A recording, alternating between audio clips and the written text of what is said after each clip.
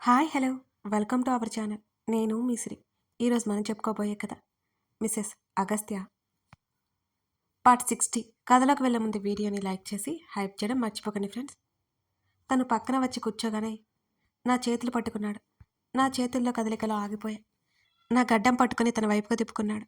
నేనేం మాట్లాడలేదు, చూడలేదు. సారీ కోపంలో తన సంజాయిషి నాకు అక్కర్లేదనిపించింది. చేతులు వెనక్కి లాగేసుకున్నాను. సెనోరిటా, మొదటిసారి ఆ పిలుపు వినడానికి మనసు ఒప్పుకోలేదు. గట్టిగా చెవులు మూసుకున్నాను. తను విస్తుపోయి చూశాడు నన్ను. గబుక్కున ఒకవైపు పడుకుని గట్టిగా చెవులు కళ్ళు మూసుకుని పడుకున్నాను.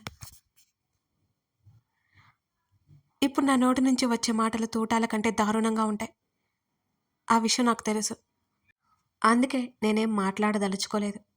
తనిక మాట్లాడే ప్రయత్నం అయితే చేయలేదు.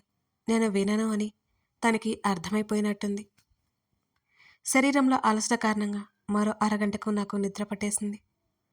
తెల్లవారే వరకు జ్వరం తీవ్రత వల్ల లేవలేదు. తను అర్ధరాత్రి లేపడం, టాబ్లెట్ వేయడం, నుదురు చెక్ చేస్తూ తడిగుడ్డ వేయడం నాకు తెలుస్తూనే ఉంది. కానీ వదిలించుకునే ప్రయత్నం నేను చేయలేకపోయాను. ఉదయానికి జ్వరం తీవ్రత కాస్త తగ్గింది. మొట్టమొదటిసారి తను చేస్తున్న ఏ సేవ నాకు అక్కర్లేదనిపించింది. మెల్లిగా లేచి బ్రష్ చేసుకుని ముఖం కడుక్కుని వచ్చి కూర్చున్నాను. బామ్మ, వంట మనిషి ఇద్దరు గదిలోకి వచ్చారు. అగస్త్య బయటికి వెళ్ళిపోయాడు. వంట మనిషికి గది అంతా శుభ్రం చేసింది. బామ్మ టిఫిన్ తినిపించింది. కాసేపటి తర్వాత వంట మనిషి బయటకు వెళ్ళిపోయింది. అగస్త్యకి టిఫిన్ పెట్టమని బామ్మ చెప్పి పంపించింది. రాత్రి కూడా ఏం తినలేదు అని తెలిసింది నాకు. ఇప్పుడు చెప్పవే, సమస్య ఏంటి అని బామ్మ అడిగింది. ఏం లేదు నిజంగా అని గోలు గిల్లుకుంటూ చెప్పాను నేను. బామ్మ నా గడ్డం పట్టి తల పైకి లేపింది. ఎప్పుడూ అల్లరిగా నవ్వుతుంటే ఈ కళ్ళు ఈరోజు బాధనే నిండుకున్నట్లున్నాయే. చెప్పమ్మా, ఏమైంది? బామ్మ ఎంతో లాలనగా అడిగింది. బామ్మని కరుచుకుపోయి ఏడవాలనిపించింది క్షణకాలం పాటు. నన్ను నేను తమాయించుకుని, మనసేం బాలేదు బామ్మ, నేను డాడీ దగ్గరికి వెళ్ళిపోతాను అని బేలగా చెప్పాను. వాడేదో అన్నాడు కదా, నాకు తెలుసు, బామ్మ వెంటనే అంది. నేను దిక్కులు చూస్తూ కూర్చున్నాను మౌనంగా. వెళ్ళమ్మా, మీ నాన్న దగ్గరికి వెళ్ళు, కానీ పూర్తిగా వాడిని వదిలిపెట్టి వెళ్ళకు, సరేనా? బామ్మ మాటలకు టక్కున చూశాను నేను. వాడు ఏం చేశాడో నాకు తెలియదు, కానీ నువ్వు లేకుండా ఉండలేనని మాత్రం తెలుసు. మీ నాన్న దగ్గరికి వెళ్ళి నీకు నచ్చినంతకాలం ఉండి మళ్ళీ తిరిగిరా అని బామ్మ నా వైపు చూసి చెప్పి, శాశ్వతంగా మాత్రం ఉండిపోకు అని అంది చివర్లో. బామ్మ, అదేం లేదు, ఇద్దరికి చిన్న గొడవ అంతే, నువ్వేం కంగారు పడుకో, బామ్మ చేతులు పట్టుకుని చెప్పాను నేను. చిన్న గొడవే కానీ పెద్దదవ్వకూడదు. మీ ప్రేమ ముందు ఆ గొడవ నల్లపూసంత అయిపోవాలి, లేకపోతే మీ ప్రేమకే విలువలేదు. చెప్పాల్సింది చెప్పినట్టు బామ్మ అక్కడి నుంచి వెళ్ళిపోయింది. నా సిచ్యువేషన్ ఏం బాలేదు అనిపించింది. నాకు వచ్చే కోపానికి అగస్త్యని ఏమంటానో నాకు భయం వేసింది. తను మంచివాడే కాదన్ను. తనకి నేనంటే బోల్డ్ ప్రేమ, అది నాకు తెలుసు. ఈ ప్రపంచంలో అందరికంటే నేనే ఎక్కువ, అది కూడా నాకు తెలుసు. కానీ నా ఆత్మాభిమానం బాగా దెబ్బతింది. ఎందుకో నాకు నేను దిగజారిపోయినట్లు అనిపించింది. ఎప్పటిలా మా అల్లరి కోపతాపాలతో తను ఏమైనా అన్నా నాకేం అనిపించదు.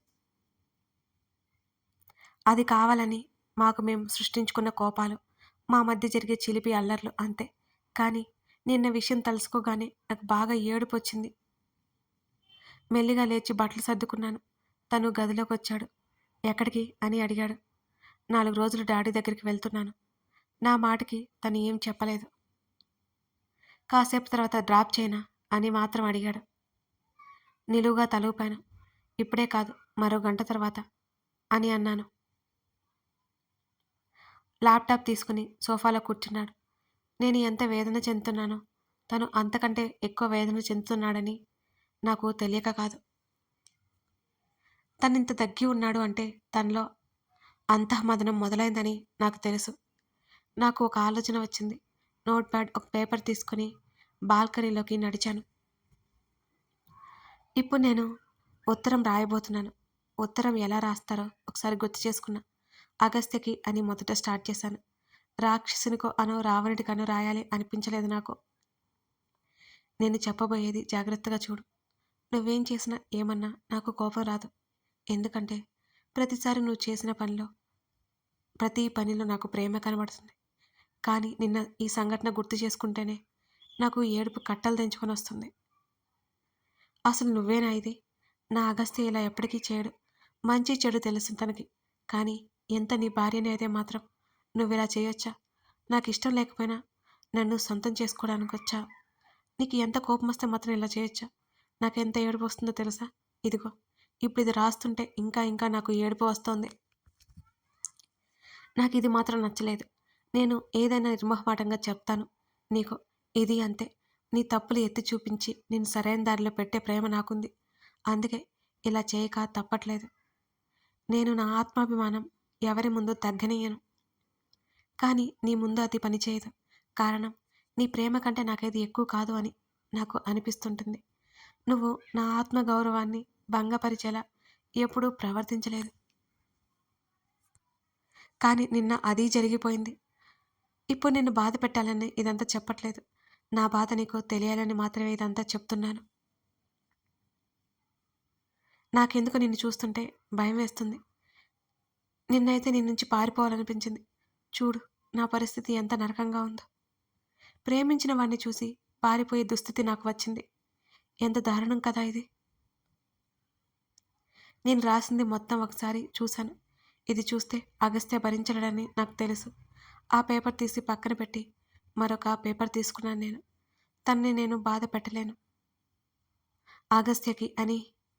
నా మనసేం బాగలేదు. నేను ఎందుకు వెళ్తున్నానో నీకు కారణం చెప్పక్కర్లేదు అనుకుంటా. నిన్ను వదిలిపెట్టి వెళ్ళను అని మాట ఇచ్చి వెళ్ళిపోవడం తప్పే. నేనేం శాశ్వతంగా ఉండను. త్వరలోనే తిరిగి వచ్చేస్తాను. నా మనసుకి కాస్త ప్రశాంతత అవసరం. నేను ఈ ప్రపంచంలో అమితంగా ప్రేమించే వ్యక్తి చేతుల్లో నిస్సహాయంగా బలైపోయాను. నేను నీ హక్కు అని ఎంత చెప్పుకున్నా నా వల్ల కావడం లేదు. అందుకే డాడీ దగ్గరికి వెళ్ళిపోతున్నాను. నీకు ఒక ముఖ్యమైన విషయం నేను ఎప్పటి నుంచో చెప్పాలి అనుకుంటున్నాను. కానీ చెప్తే నువ్వు నమ్ముతావో లేదో నాకు తెలీదు. కానీ ఇది నిజం. నువ్వు నమ్మాలి. నమ్మిన తర్వాత ఆవేశపడకుండా న్యాయ అన్యాయాలు ఆలోచించాలి. అవును, నేను నీకు ఎదురుగా ఉండి స్వయంగా చెప్పాలి అనుకున్నాను. కానీ నువ్వు వినాలలేవు. ఆవేశం మనిషి ఆలోచనలు హరిస్తుంది. ఇది చదివాక నీకు ఆవేశం రావచ్చు. ఆలోచన నశించవచ్చు. కానీ ఆలోచించు. మరి ఆలోచించు. తప్పు ఎక్కడ జరిగిందో వెతుకు. తప్పుని అన్వేషించి నిజాన్ని బయటికి తీ. తను ఏ తప్పు చేశాడో తెలియక ఒక మనిషి కొన్నేళ్లుగా శిక్షని అనుభవిస్తున్నాడు. నీకు ఒక కథ చెప్పనా?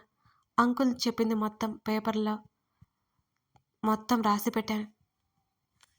ఇక్కడ ప్రధాన పాత్ర మీ నాన్నగారు, మీ అమ్మగారు.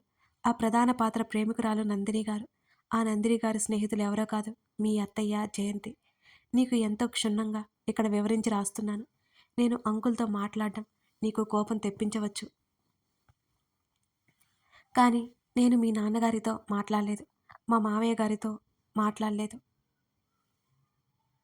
మా డాడీకి ఒక స్నేహితుడితో, మా అంకుల్తో మాట్లాడాను. ఒకసారి జరిగిందేంటో తెలుసుకో. కోపాన్ని ఆవేశాన్ని పక్కన పెట్టి సరిగ్గా ఆలోచించు నువ్వు. ఒకే ఒక్కసారి అంకుల్తో మాట్లాడు.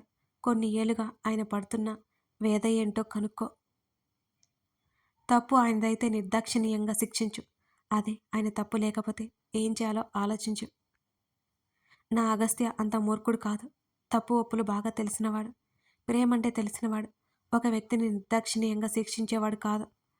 ఇవన్నీ నేను నీతో స్వయంగా చెప్పి నువ్వు వేసే ప్రతి అడుగులో తోడుండాలి అని అనుకున్నాను. ఇప్పుడు కూడా తోడుంటాను. కానీ నీకు దూరంగా ఉంటాను. చూసావు కదా ఇదంతా. సరిగ్గా ఆలోచించి నిజమేంటో తెలుసుకో. నీ సెనోరిట అనే పదాన్ని కొట్టేస్తాను. నీ శ్రీధ. ఆ పేపర్ని జాగ్రత్తగా మడిచి లోపలికి తెచ్చి ల్యాంప్ టేబుల్ మీద పెట్టి దాని మీద పేపర్ వెయిట్ పెట్టేశాను. నా బట్టల బ్యాగ్ అందుకున్నాను. తను నా వైపు చూశాడు. నేను సైలెంట్గా తలదించుకున్నాను. తను లేచి కార్ కీస్ తీసుకున్నాడు. నేను బయటకు వచ్చాను. హాల్లో బామ్మ ఉంది. నా వైపు దీనంగా ఉన్నాయి బామ్మ చూపులు. నేను తిరిగి వచ్చే వరకు ఉండకపోతే మామూలుగా ఉండదు. నవ్వుతూ బామ్మని బెదిరించాను. నేను ఎందుకుంటాను? నేను ఉండను, వెళ్ళిపోతాను అని అంది బామ్మ. ఇదిగో ముసలి, మా ఆయన జాగ్రత్త, తేడా వచ్చిందనుకో బాగోదు. బామ్మ చెవిలో గొరిగి అగస్త్యతో పాటు బయటకు వచ్చాను. మౌనంగా కారులో తన పక్కన కూర్చున్నాను. తను ఉండిపోమని అడగలేదు. అడిగితే ఏమయ్యేదో తెలీదు. సరాసరి కారు మా ఇంటి ముందు ఆగింది. దారి పొడవునా మౌనమే మా మధ్య కూర్చుని ఉంది. నేను కారు దిగి బ్యాగు తీసుకున్నాను. మౌనంగా తన వైపు చూశాను. ఎందుకో తను అత్యంత దీనంగా చూస్తున్నట్టు అనిపించింది నాకు. తన్ని వదిలి వెళ్ళిపోతుంటే నాకు ఏడుపు వస్తుంది. నా గుండెలకి హత్తుకోవాలనిపించింది తన్ని. ఆ ప్రయత్నాన్ని బలవంతంగా విరమించుకున్నాను. తన వైపు ఒకసారి చూసి లోపలికి నడిచాను. తన్ని లోపలికి పిలవలేదు. నేను వెనక్కి తిరిగి చూసేలోపు తన కారు క్షణాల్లో కనుమరుగైపోయింది. ఉబికి వస్తున్న కన్నీళ్లను ఆపుకున్నాను. నేను వెళ్ళేసరికి డాడీ ఇంట్లో లేరు. రమణమ్మ తెచ్చిన కాఫీ ఒంటరిగా ఆలోచిస్తూ కూర్చున్నాను, అది తాగుతూ. ఏమైందని రమణమ్మ చాలాసేపు అడిగింది. ఏం లేదని మాట దాటవేశాను నేను. విసుగు వచ్చి డాడీకి ఫోన్ చేశాను. డాడీ ఊళ్ళో లేరని తెలిసి నిరుత్సాహం కమ్మేసింది. చాలాసేపటి వరకు నిద్ర పట్టలేదు. అర్ధరాత్రి వరకు సాగింది. నేను పెట్టిన లెటర్ చదివిన తర్వాత తన పరిస్థితి ఏంటి తలుచుకుంటేనే బాధేస్తోంది. నేను ఈ రాత్రి ఇక్కడే ఉండాల్సింది. తను ఒక్కడు ఎంత బాధపడుతున్నాడో ఏమో. ఇక ఏమాత్రం ఉండలేక తన మొబైల్కి కాల్ చేశాను నేను. అది స్విచ్ ఆఫ్ అయిపోయింది. అబ్బా, ఒక్కసారిగా నీరసం వచ్చేసింది నాకు. నా ఫోను హ్యాండ్ బ్యాగ్ పట్టుకుని గబగబా హాల్లోకి వచ్చాను.